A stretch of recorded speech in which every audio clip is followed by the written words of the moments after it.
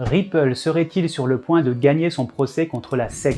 Hello les amis, j'espère que vous vous portez bien. Bienvenue sur ma chaîne, ici ça parle crypto, investissement et de tout ce qui touche de près ou de loin à la blockchain et au monde du Web3. Aujourd'hui, nous allons analyser l'affaire SEC versus Ripple, un procès qui pourrait avoir des répercussions majeures sur l'écosystème des crypto-monnaies. Alors reste jusqu'au bout de cette vidéo si tu souhaites tout savoir des dernières news à ce sujet.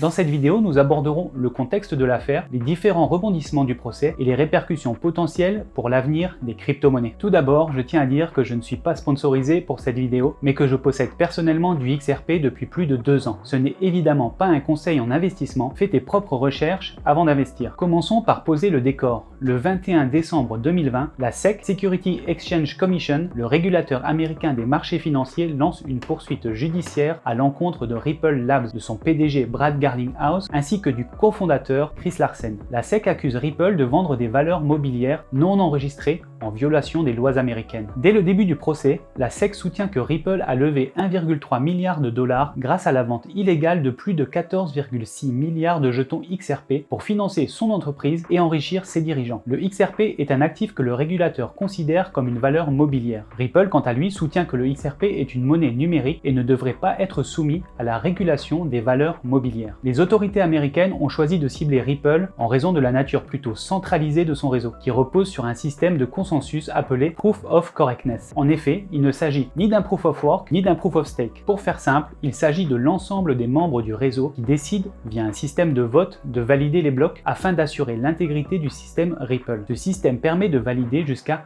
1500 transactions par seconde. C'est juste impressionnant. Selon la SEC, Ripple aurait enfreint la loi en vendant des XRP comme des valeurs mobilières sans respecter les règles en vigueur. Pour évaluer si un actif est une valeur mobilière, la justice américaine s'appuie sur le test de Howey qui comporte les 3 critères suivants. Tout d'abord, l'investissement financier, qui signifie que les participants à la transaction doivent risquer leur propre argent. Ensuite, une entreprise commune, ce qui signifie que la réussite financière des investisseurs est liée d'une manière ou d'une autre. Et enfin, il y a l'attente de bénéfices provenant uniquement des efforts d'autrui, qui signifie que les investisseurs comptent sur quelqu'un d'autre pour générer un retour sur investissement. La SEC maintient que Ripple enfreint la première loi de ce test notamment. Le régulateur américain va même plus loin en faisant un lien avec toutes les crypto-monnaies autres que Bitcoin qui seraient également des titres financiers. Tu l'auras bien compris, ce procès ne concerne pas seulement Ripple, mais tout l'écosystème crypto pourrait en pâtir si la SEC venait à l'emporter. Face à ces accusations, Ripple Labs a décidé de se défendre devant les tribunaux. L'entreprise américaine conteste la qualification de XRP comme valeur mobilière et se base notamment sur un discours de l'ancien directeur de la division finance de la SEC, William Hinman, qui avait affirmé en juin 2018 que l'achat et la vente d'Ethereum ne constituaient pas des opérations sur titre. Depuis le début du procès, plusieurs rebondissements ont eu lieu, avec des avancées et des revers pour chacune des deux parties. Il faut toutefois admettre que les principaux revers ont été essuyés par le régulateur américain, avec notamment celui de mars 2021. Les dirigeants de Ripple Labs, Garlinghouse et Larsen, ont demandé à la juge Sarah Nedburn de rejeter le procès, invoquant l'absence de notification équitable et le caractère irrégulier de la procédure. Cette fair notice est un avertissement qui doit être envoyé par le régulateur avant de lancer quelconque poursuite. Ripple avance également que le XRP n'est en aucun cas un titre financier, car aucun contrat d'investissement ne donne le droit aux investisseurs de l'acquérir. Aussi, en juillet 2022, la juge Sarah Nedburn a rejeté la demande de la SEC d'exclure le discours de William Hinman comme preuve. La juge Annalisa Torres a également rejeté l'appel de la SEC vis-à-vis de cette décision. Elle a également ordonné au régulateur de produire des documents relatifs à la requête, dont tous les courriels échangés en interne. Enfin, les déclarations récentes des experts de la SEC qui ont admis que le prix du XRP était influencé à 90% par celui du Bitcoin et de l'Ethereum. L'avocat spécialisé en crypto-monnaie, Bill Morgan, a souligné que cela contredit l'affirmation de la SEC selon laquelle les efforts de Ripple étaient responsables des performances du XRP. Cette affirmation est à mettre en lien avec le 3e critère du test Howey dont je t'ai parlé précédemment. Cependant, elle n'a pas réussi à prouver que l'action de Ripple avait fonctionné, car le régulateur voulait simplement montrer que les acheteurs et les détenteurs de XRP s'attendaient à des bénéfices provenant des efforts de Ripple. Morgan a ajouté que la SEC pourrait soutenir à juste titre que les investisseurs comptent sur les efforts de Ripple, effectivement, mais ces efforts ne concernent pas des efforts commerciaux pour la vente du XRP. Au lieu de cela, il s'agit d'efforts juridiques que l'entreprise l'entreprise déploie pour vaincre la SEC lors de ce procès. Ce ne sont pas les efforts auxquels pensait le tribunal dans l'affaire Howey, a souligné Morgan. Les prochains mois seront décisifs pour l'issue de ce dossier. Un jugement sommaire devrait être apporté et de ce jugement pourrait en découler une issue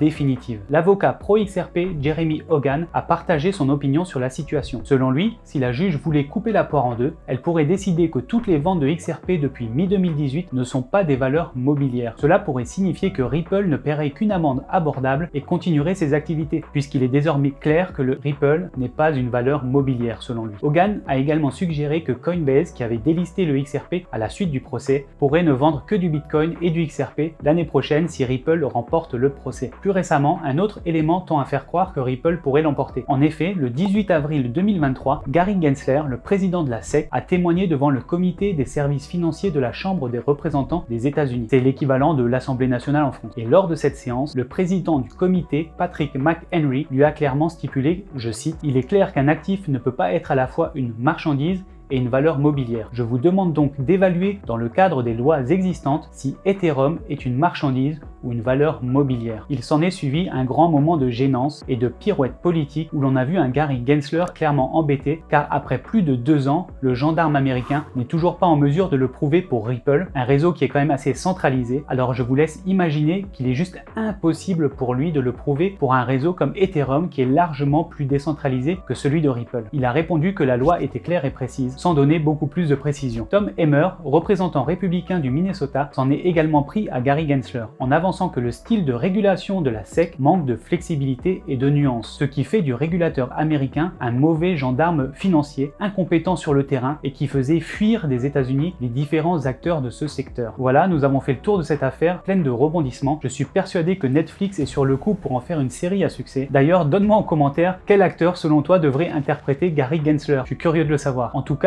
les enjeux de ce procès pour l'écosystème des crypto-monnaies sont énormes. Les prochains mois seront décisifs et pourraient avoir un impact majeur sur l'avenir de XRP et de l'ensemble du marché des crypto-monnaies. Voilà, c'était Roca. J'espère que cette vidéo t'a permis de mieux comprendre les spécificités que représente ce procès pour Ripple, mais aussi pour tous les acteurs du monde de la blockchain. Si c'est le cas, n'hésite pas à liker et à partager cette vidéo. Pense aussi à t'abonner à ma chaîne et à activer la cloche des notifications pour ne rien rater de mes prochaines vidéos. Tu peux aussi me suivre sur mes autres réseaux sociaux. Allez, prends soin de toi et pour ma part, je te dis à la prochaine pour une autre vidéo.